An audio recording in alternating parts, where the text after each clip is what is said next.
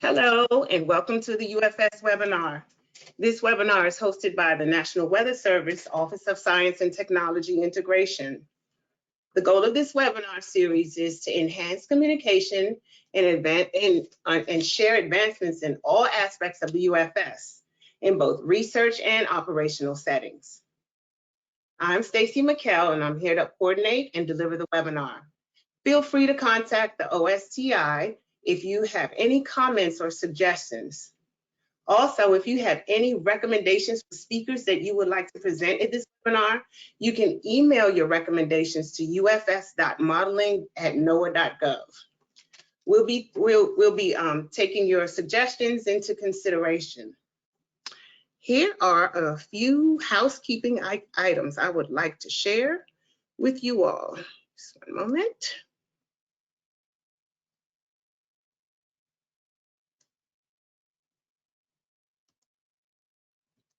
Right.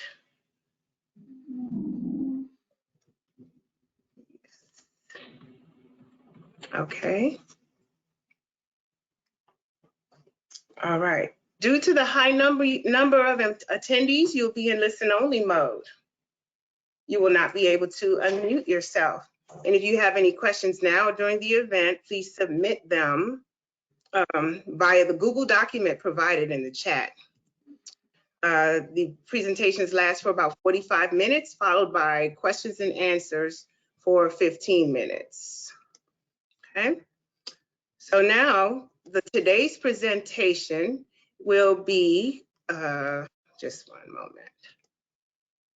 moment. Today's presentation is Coordinating the Giant, the Earth Prediction Innovation Center, presented by Maoyi Huang, Earth Prediction Innovation Center, which is also known as EPIC, from the Weather Program Office, Oceanic and Atmospheric Research, which is also known as OAR.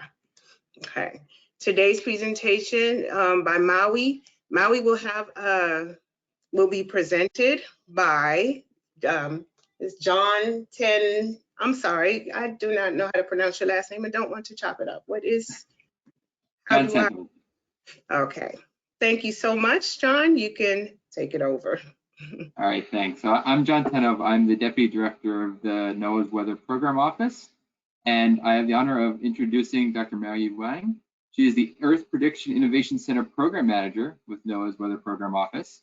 Maoyi worked in the National Weather Service Office of Science and Technology Integration as the Coastal Act Program Manager and the lead of Land, Water, Coastal, and Cross-Cutting Infrastructure Program areas before joining WPO. Prior to NOAA, Maoyi was a senior research scientist at Pacific Northwest National Laboratory from 2010 to 2020, and a faculty member at the State University of New York at Buffalo from 2008 to 2009. Maoyi holds a BS in Geography from Yat-Sen University, a Master's in Atmospheric Sciences from Peking University, and an MS and PhD in Civil and Environmental Engineering from the University of California at Berkeley. She has authored over 100 peer-reviewed articles on topics ranging from observational studies of the terrestrial, hydrological, and ecosystems modeling studies using an Earth system modeling approach. So thank you. And now welcome to Maoyi. Thank you very much, John, for your introduction. And Stacy, I'll pass this back to you. Okay.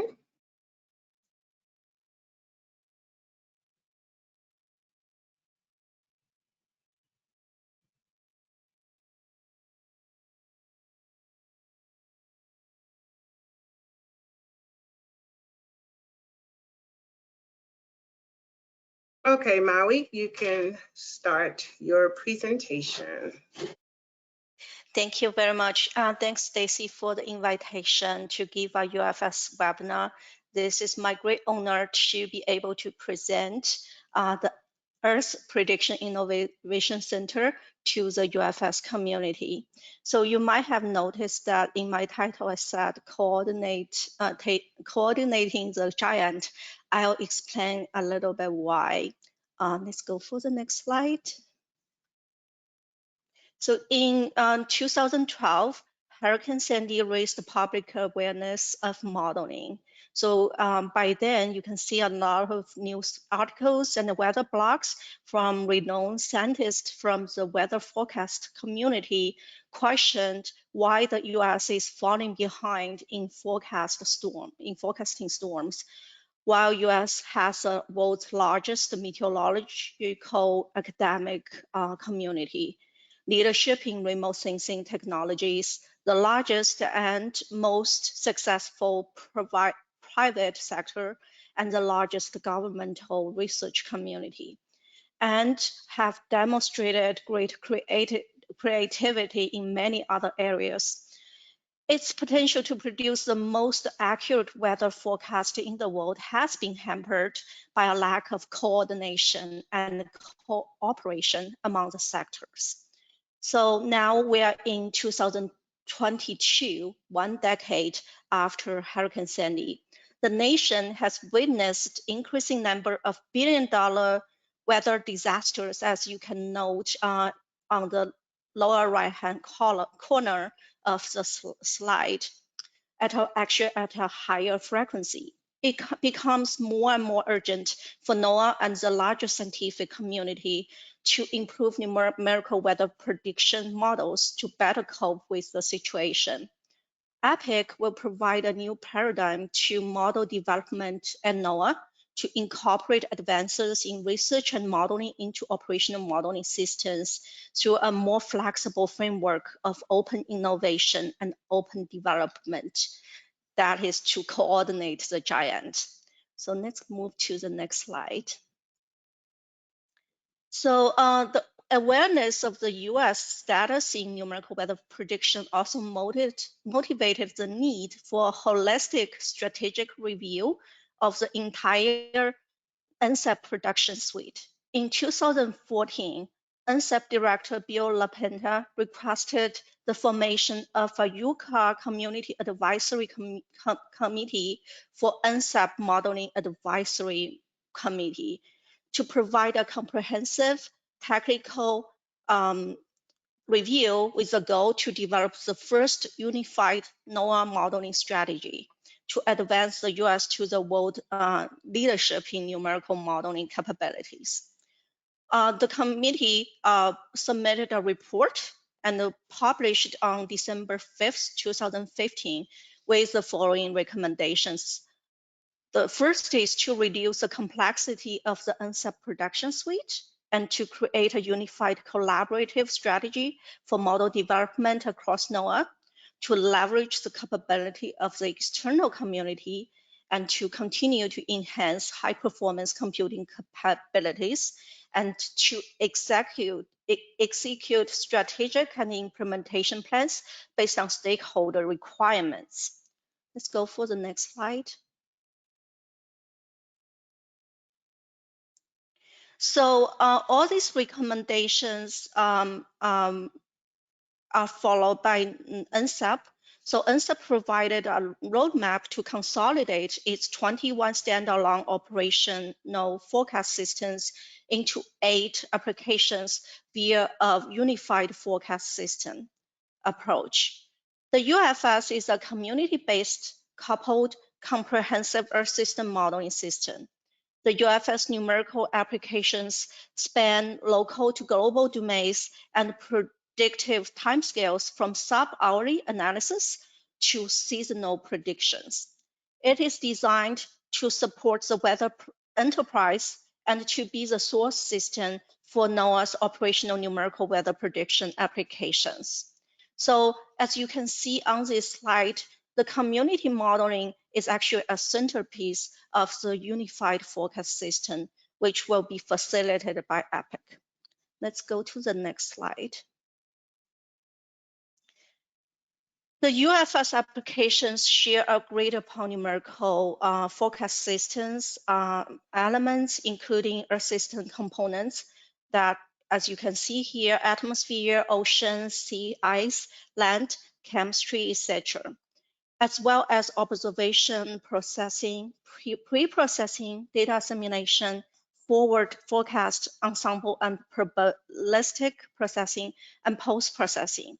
The applications also share agreed upon infrastructure, such as model coupling tools and workflow software. So the goal of UFS is to be able to run simulations with different connection of model and workflow component, and to substitute prognostic model component with prescribed data component, and to run ensemble and multiple instance of model component using a unified infrastructure. So let's move to the next slide.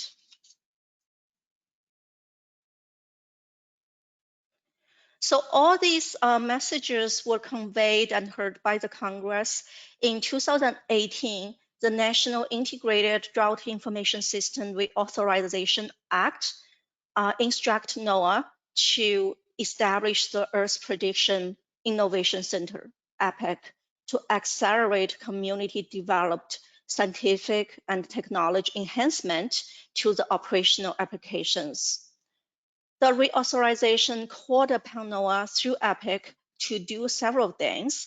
One is to remove barriers to developing weather prediction models outside of NOAA, to enable better collaboration between scientists and engineers, to leverage existing NOAA resources, and to create a global weather research model that is accessible to public and run on supercomputers outside of NOAA security boundaries. So let's go to the next slide. Okay, so based on these recommendations and authorizations, EPIC is created with a vision to enable the most accurate and reliable operational numerical forecast model in the world. And EPIC's mission is not to be everything, but to be the catalyst for community research and modeling system advances that can continuously inform and accelerate advances in our nation's operational forecast modeling systems. Consistent with all the community recommendations, EPIC is a virtual community model development environment. EPIC will manage cloud-ready code and provide community access to NOAA observations, data, and tools. Also provide community support and engagement opportunities. EPIC will work with NOAA modeling communities to clear research and model transition to operation priorities. And EPIC currently is focusing on the mid-range weather and short-range weather applications, but we do expect to expand to other additional model components in the future. As you can tell, EPIC is focusing on the UFS. Next slide. And actually, in back to 2020, when EPIC is just started, EPIC has been supporting the community modeling effort. One first thing is to basically provide funding to make sure the UFS model is managed and released through GitHub repositories, and also to establish the CI/CD pipelines. Working with the NOAA community, EPIC has been facilitating the mid-range weather application release and the short-range weather application release. And these are the metrics from the GitHub repository up to the end of 2021. As you can tell that with those releases, the usage of UFS has been improved. But we do note some decrease by the end of 2021, which is related to the need to update the mid-range weather application. So we are working on that now. Next slide. And this figure illustrates EPIC's innovation workflow. The constant flow of communication between research and operation and transparent testing is the central piece of EPIC. So EPIC, as I just mentioned, EPIC is making the code, UFS code repository available and help on code management. And right now, EPIC is porting the UFS code to the cloud HPCs. as well as supporting the on-prem research and development HPC systems. With the code repository and the CI/CD pipeline to be established, EPIC will facilitate the communication between between NOAA and the community, so that more and more scientists, engineers, and graduate students and other collaborators can make contribution to the UFS code repository. And some of these contributions will be selected and enter the R2O screening funnel and get into the NCEP operations. But even if they cannot make that stage, this code will be managed and help on research activities with the broader research community. And let's move forward. Okay, EPIC program has 7 investment areas. As you can tell, that the dark blue circles on the top of that diagram says software infrastructure, software engineering, and user support services. These are the services provided by the EPIC contract that I will go into details later. And the program office is working with the EPIC contract and other NOAA programs to secure and configure the cloud-based high-performance computing environment, as well as to engage external community. And EPIC actually provide funding to scientific innovation projects that I will present later on. And the EPIC program team is also doing a lot of long-range planning on our side as well. And just to share a few key accomplishments ever since 2019. In March 2019, the program is established. And in August 2019, the first EPIC community workshop was convened and provide inputs to the EPIC strategic plan. The strategic plan was then sent over to the Congress for approval and was approved in August 2020. In the same year, in March 2020, EPIC released our RFP to establish the EPIC contract. And in April 2021, actually 1 year after the release of the RFP, the contract was awarded to Raytheon Intelligence and Space, and I'll talk about them more later on. And now we are in January 2022, and actually just last month, 2 EPIC program increments were completed following a scaled agile framework, and I will provide you more details in follow-up slides. Let's move forward. These are the projects supported by the EPIC program starting from 2019. You can see a lot of familiar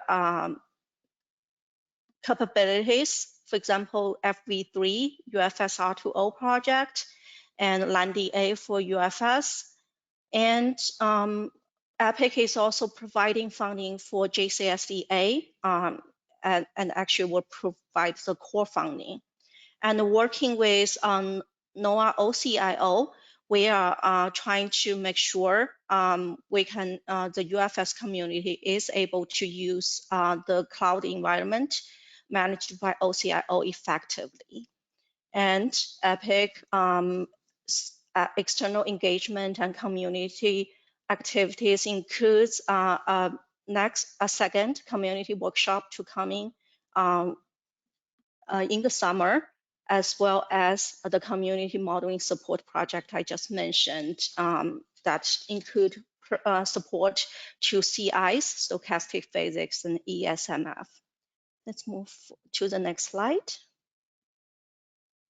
And this slide shows the near-term and long-term EPIC contract outcomes.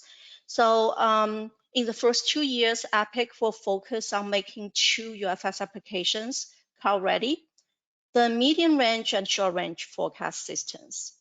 And the releases will be benchmarked in cloud and on-prem HPCs including test cases, training materials, and dedicated user support made available through the virtual EPIC community portal. And in future years, EPIC will expand cloud and user support to include other high priority NOAA Earth systems. So by the end of the 5-year horizon, EPIC aims to establish an integrated community development environment so that we can accelerate the flow of innovation into the operational forecast systems. Next slide. So just a little bit on the EPIC Community Center. This is will be a virtual website that provides engagement opportunities via centralized access to UFS code repositories integrated with CI/CD pipelines, EPIC content that include tutorials, social media, and events, and dashboard to show UFS build and testing results. And it also will make sure that the UFS code is platform agnostic, that can work on both cloud and on-prem HPCs. And you can check into the community center for advanced user support that coming with dedicated help desk, providing opportunities for co-development and community innovation. Next slide.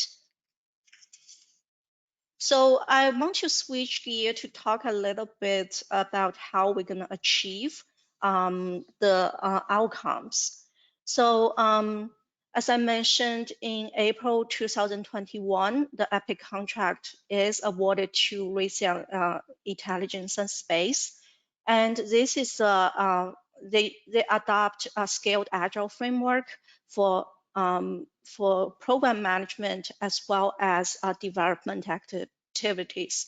At a very high level, you can see a definition of business owners, that is a program office, as well as the WRFIA program managers. And then there are a lot of agile teams established under this structure. They work on continuous delivery pipelines. And all these agile teams will exchange information using our agile framework. I'm showing a little bit detail in the next slide. Yes, so this is an illustration of how the agile release train will work. We can start from the left-hand side, which says PI planning. Just to clarify, PI means program increment rather than the principal investigator. So we start from there, and then there are multiple agile teams on this train. So following sprint concept, every 2 weeks, the train leadership will come together, which we call Scrum of Scrums, so that they can exchange information. And then by the end of 2 weeks, all the trains will do a system demo. And each of the program increment lasts for 6 weeks to 10 weeks. And by the end of the program increment, people will do final inspect and adapt and get prepared for the next program increment.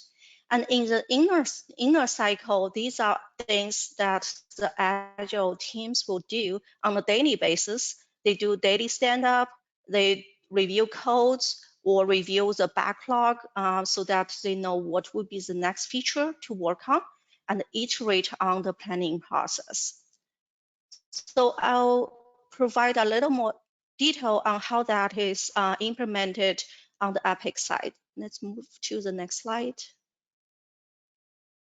So this is how the safer approach is implemented for EPIC. What I'm showing on this slide is all the dates for the program increment.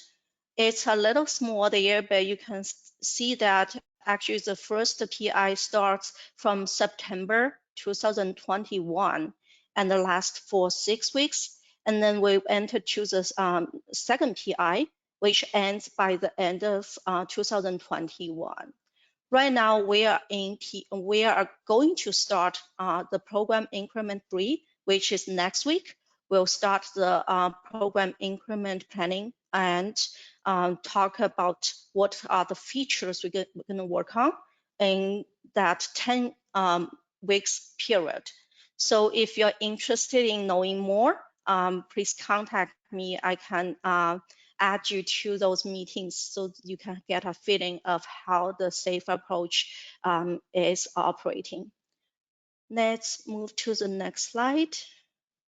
Okay, so these are the teams I just mentioned on the Agile trains. So there are multiple teams. Right now, actually in the first 2 program increment, there are 3 teams that are operating. The first one is the EPIC community engagement team, which is more focusing on community engagement and making sure the EPIC web portal is well designed. And the second team is a platform team, which is focusing on on-prem and cloud HPC testing and assessment. The third team is an advanced user support team. This team, for the time being, they focuses more on making the materials ready for the EPIC student workshop that I will share later. And in this coming third program increment, there is an additional train, which is the unified workflow team that will focus on design a unified workflow for the UFS in multi-cloud and on-prem HPC platforms. So it is really an exciting journey to join if you're interested. Let's go to the next slide.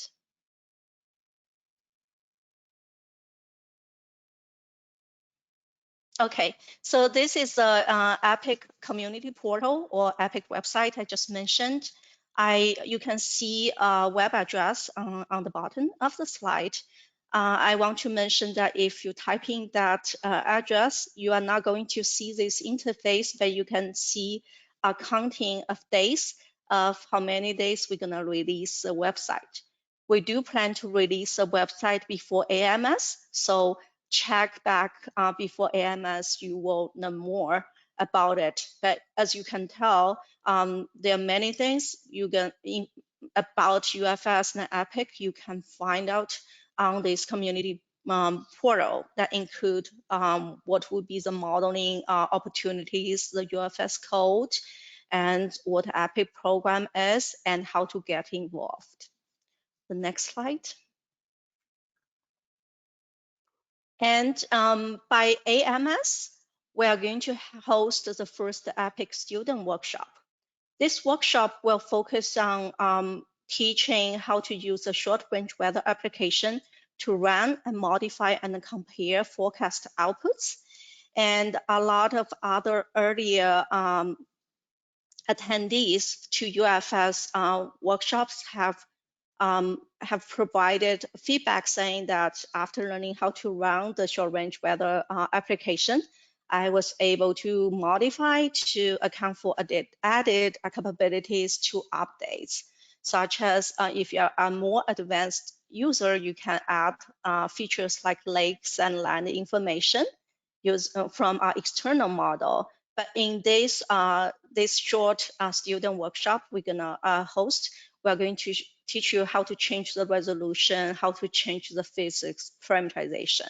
So, and I also want to mention that this will be the first UFS workshop on a cloud environment. So check back on that link I provided on the slide. As I'm speaking, the AMS committee is still meeting to finalize the program, so you might not see the registration information, but they will release it by tomorrow. Let's move to the next slide. So these are the figures you're gonna obtain from the student workshop if you encourage your student or yourself to attend this workshop. So on the left-hand side, you can see a control case of the short-range weather UFS application at 25 kilometer resolution. On the right-hand side, that's how you're going to modify the model and to a 3 kilometer resolution in the convection allowing mode. You can see a lot of more features out of that experiment. So check it out and learn more there. Next slide. And so just now I talked about the website and the advanced user support outcomes. And here I'm going to talk about another exciting activity, which is to benchmark UFS on cloud. And you can look at the figure on the left-hand side. So what happens there is that the Epic team tried to run UFS mid-range weather application, the global application, multiple times, 14 times actually, with an increasing number of CPU cores on AWS, and to assess how well the model runtime decreases with increasing computing power. And you can see that with that assessment, you will be able to find optimal configuration for the UFS. And on the right-hand side, so this is an assessment of how that changes on 3 cloud service providers. That's AWS, Azure, and GCP. So they are pretty comparable in terms of runtime, but not in terms of cost. So let's move to the next slide. So as I'm showing here is that if you, so there is a way for you to actually, for us to develop a curve to show you how much you need to pay for UFS experiment. And for the particular configuration, which is at C129 resolution, the UFS experiment can be made available in 500 seconds versus 1750 seconds, both in the nearly the same cost. But if you configure it right, you can have 3 times faster and also save on your cost as well. However, if you really you are really in a hurry and want to get the results back in less than 500 seconds, you'll need to pay much more. So there is a trade-off you need to evaluate there. So with this benchmarking activity, we plan to expand those to the coupled model on all 3 cloud service providers. So the figures I showed you just now was for atmospheric only mode. And the benchmarking will be extended to mid-range and short-range weather applications, including pre-processing and post-processing. And with that assessment, we're going to establish the CI/CD pipelines and data management strategies so that we have enough data set for you to perform the test for your development tasks. So upcoming next in FY22, you're going to see some, Stacey, we need to go back to the last slide. Some more exciting releases. The first is a release of the Epic Community Portal. As I mentioned, it will be released by AMS.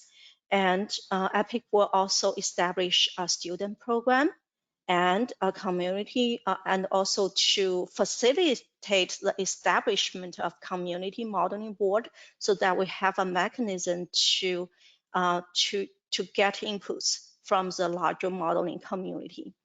The Epic Symposium, a first Epic Symposium will be hosted at AMS, which is coming in 2 weeks. And at AMS and a number of follow-up meetings, we are going to host the Epic student workshops. And by the summer, the second annual EPIC community workshop will be hosted, and we just started the planning process. And working with JCSDA, we will facilitate the future releases of JEDI as well. And by the end of this year, we're going to release the cloud-ready UFS mid-range weather and short-range weather applications. And we are in that assessment process right now. Next slide. So for this one, as you can imagine, within NOAA, even just within NOAA, we have a lot of modeling communities, and also we have a lot of need to coordinate with external communities on modeling.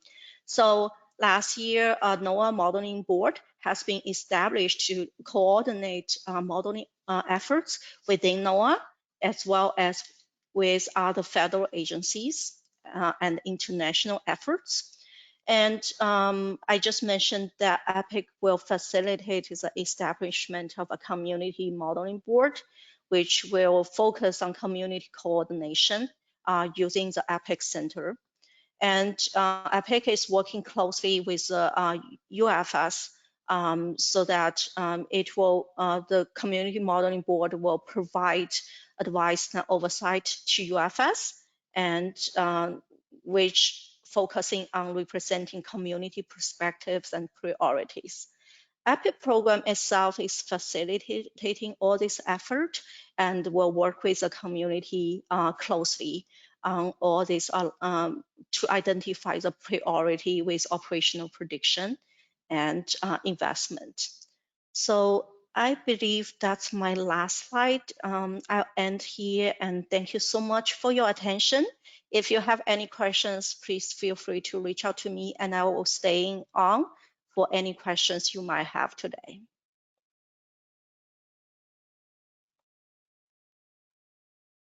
Thank you so much, Maoyi. Now, everybody was instructed in the chat to go to the Google form and enter in any of the questions that you may have to ask. And let's see, we don't have any questions yet, but someone should be entering some questions. We'll see, they're coming.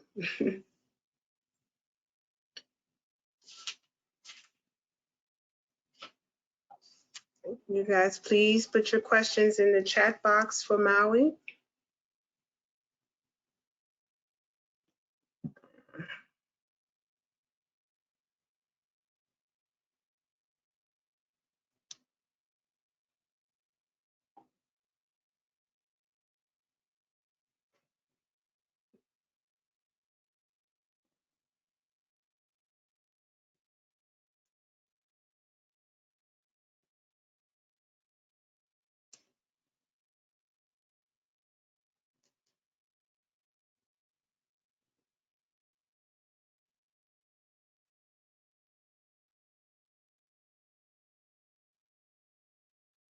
Shall I start answering that? Yes, yes, as you see fit, yes. Okay, so the first question is, Maoyi, what's been the most difficult aspect of onboarding Raytheon as a partner in UFS development? So I want to mention that yes, there has been a period that we try to make sure that Raytheon understand what EPIC's, first of all, what's UFS, what's EPIC, what's our connections, and what will be the scope for Raytheon. And believe it or not, these are relatively easy to lay out, because what it takes is for the Raytheon team to work with the NOAA team. So they started with the EMC team, and then worked closely with the DTC team as well in a lot of this effort I just mentioned. But one particular perspective that we really didn't predict at the beginning is that it actually took about a few months for the recent team members to get on board to NOAA systems, that including the Google Suite as well as NOAA cloud environment, because Epic contract itself doesn't come with cloud allocation, so they will need to get to some environment they can work on. So right now, we after 2 program increment, we actually get settled on that on that end. Right now, the team can move forward to make actual contributions to the UFS community. That's a very exciting development on our end. And on the other hand, the recent team actually brought in a new perspective, which is using the SAFE approach. I tried to explain that a little bit in my presentation, but frankly, if you are not trained in that framework, it will take some time to get used to it. So right now in our stakeholder onboarding process, I always tell the stakeholders that at the beginning, the SAFE process could feel like overwhelming, and it is true. But when you get used to it, you can see a lot of benefit out of it. So I'll just stop here on that question. The second question, good presentation, thank you. Can you comment on the relationship between Epic community and the UFS community? Is one a subset of the other? For example, in 2020, we had the first UFS user workshop. Now there is a planned Epic community workshop. How do they relate? Lija, thank you very much for that question. I think I didn't mention Epic Community. I might mention Epic Community Center because that's a name we gave to that website. But UFS community and Epic community should be the same. And for the community workshop, we actually we're gonna start working on that jointly with the UFS steering committee. So we don't want to have 2 workshops to confuse people. The plan is to have 1 workshop, but details to be laid out later. And the third question, what are the differences between cloud-ready public release and the mid-range weather S2S and short-range weather release? Will there be 2 different releases, one from Epic and the other from DTC for each applications? That's a good question. Actually, the team, not only the Epic team and the DTC team is working closely to better understand the relationship, because as you just heard from me, the Epic team is focusing on cloud ready release, but coming with that release, there will be updates made to the model. So if we want to do a release, that should be coordinated. So now the Epic team and the DTC team are working together. The first thing is to better define what's a release, because so far all the releases are application releases. Shall we change the release schedule to have a more frequent release so that people can be more updated to recent development in the model? That's a question we need to answer first before the release, but the teams are working on it. When will be the platform agnostic UFS build be available to the community?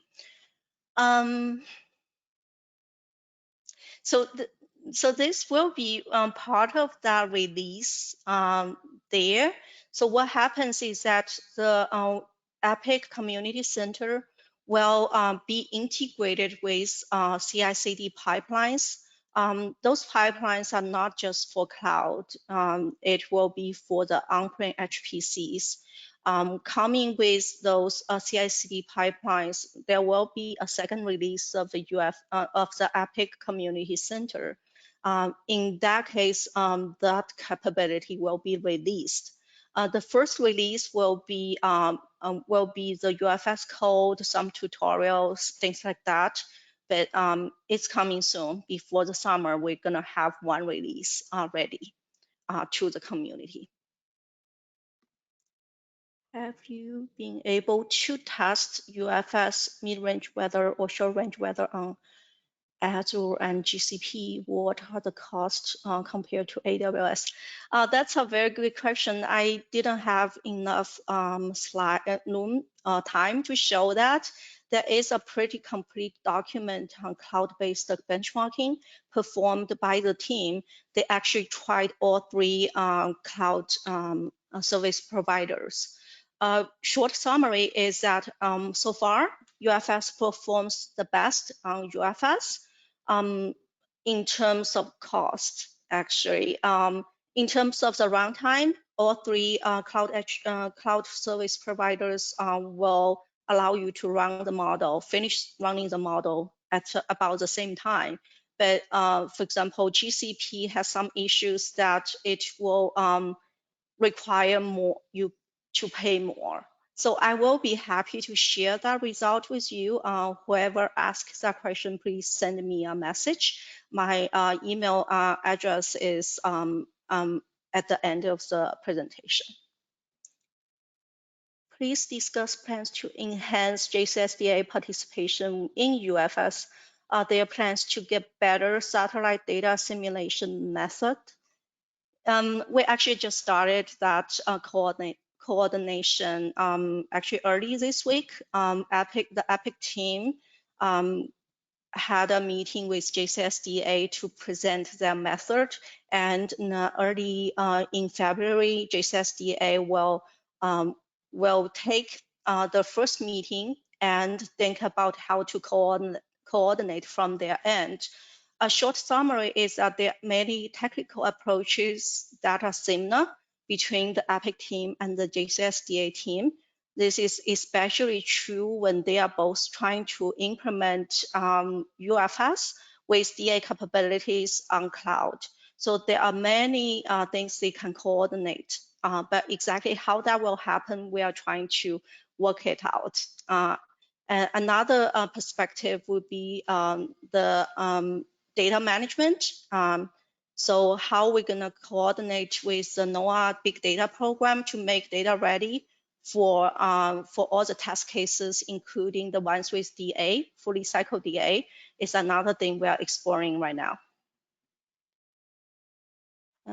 Okay, the next question. You mentioned Epic investment for external research.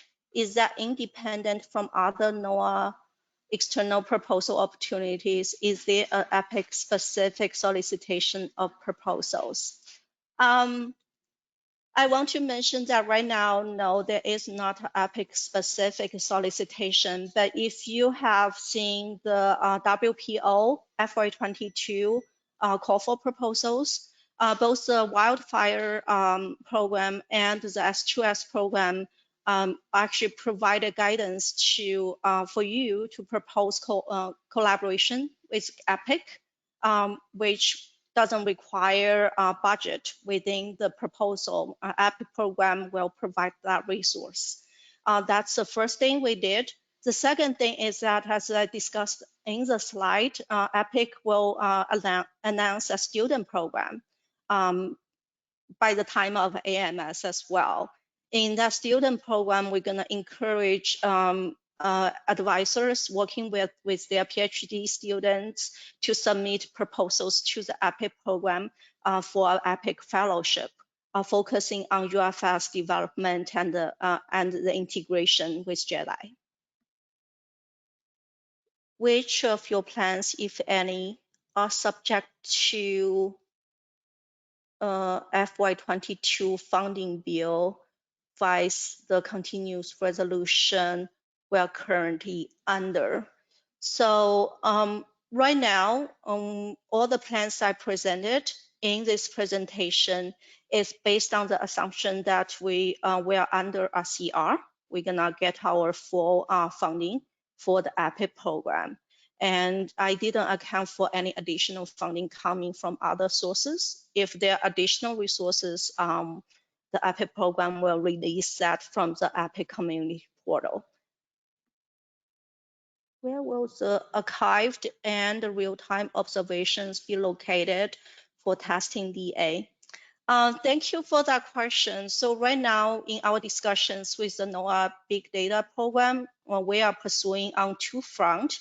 One is to basically make the non-restricted data ready and available to the public through the NOAA Big Data Program dissemination. On the other hand, there is a separate effort which is called the NOAA Data Lake effort. Through that mechanism, we might start to look into the real-time observation, including the restrict data within the NOAA boundary. But right now, since the EPIC team hasn't gone to that stage yet, we are in the discussion stage with the NOAA Big Data Program. But if we have any details, we're gonna release that later. Stacy, there is a question down there. I cannot see.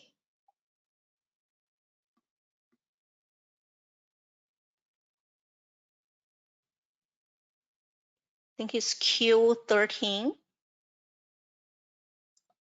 Okay, Q12. When MapPlus be integrated to the UFS applications? I cannot answer that question because right now the support to MapPlus is not within the EPIC scope.